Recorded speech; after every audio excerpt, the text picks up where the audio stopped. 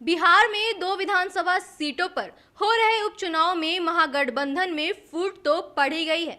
अब महागठबंधन के दोनों घटक दल कांग्रेस और राष्ट्रीय जनता दल के बीच तल्खी भी बढ़ती जा रही है, जिससे महागठबंधन में टूट के कयास लगाए जाने लगे हैं। वहीं बिहार में कुशेश्वर स्थान और तारापुर विधानसभा क्षेत्रों में हो रहे उपचुनाव में दोनों पार्टियां अकेले चुनाव मैदान में उतरी हैं।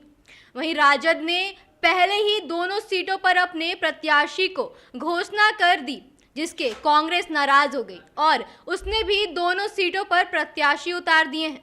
बताते चले कि इसके बाद दोनों पार्टियों के नेताओं के बीच हो रही बयानबाजी के बाद ऐसा लगने लगा है कि उपचुनाव के बाद दोनों पार्टियों की राह अलग हो जाएगी। वैसे देखा जाए तो कन्हैया कुमार के कांग्रेस में आने के बाद ही राजद की नाराजगी बढ़ गई है। इस बीच कांग्रेस के बिहार प्रभारी भक्त चरण दास के राजद के किसी अन्य पार्टी के साथ समझौता करने के बयान पर आने में घी का काम किया गया है। बता दें कि भक्त चरण दास ने अपने बयान में राजद और भाजपा के बीच गठबंधन का इशारा किया था। दास के इस बयान के बाद राजद के नेता मनोज झा ने कांग्रेस प्रभारी पर पलटवार करने में देर नहीं की। वहीं उन्होंने कांग्रेस को नसीहत देते हुए कह दिया है कि ड्राइव रूम में बैठकर राजनीति नहीं होती, इससे जमीनी हकीकत नहीं समझ सकते।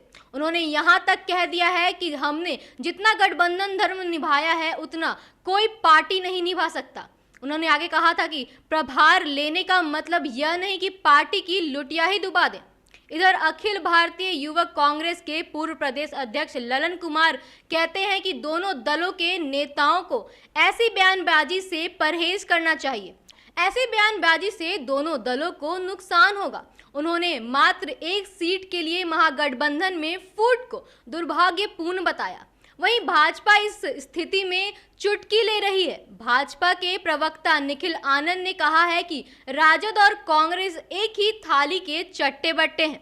दोनों परिवारवादी पार्टियां हैं। दोनों पार्टियां राजनीति का दिखावा रच रही हैं और परिवार का वजूद बचाने के फिराक में हैं। दोनों दल एक दूसरे को नीचा दिखाने में भी लगी हुई हैं, जबकि हकीकत है कि दोनों समय समय पर एक दूसरे से बदला चुकाने की फिराक में रहते हैं। उन्होंने कहा है कि कांग्रेस के नेता राहुल गांधी ने संसद में कागज फाड़कर लालू प्रसाद को जेल तक पहुंचाया। अब कांग्रेस कन्हैया को पार्टी में लाकर तेजस्वी को निपटाने में लगी है। ऐसे में ये दोनों पार्टियां एक दूसरे को नीचा दिखाने की कोशिश कर रहे हैं। बहरहाल महागठबंधन के दोनों प्रमुख घटक दलों के नेताओं को बयानबाजी चरम पर पहुंच गई है, जिसमें दोनों के रिश्ते कमजोर हो रहे हैं। ऐसे में उपचुनाव के बाद महागठबंधन में टूट के भी कयास लगाए जाने लगे हैं। यही आगे के अपडेट्स के लिए आप बने रहे न्यूज़ भारतवर्ष के साथ। मैं रितिका पटना।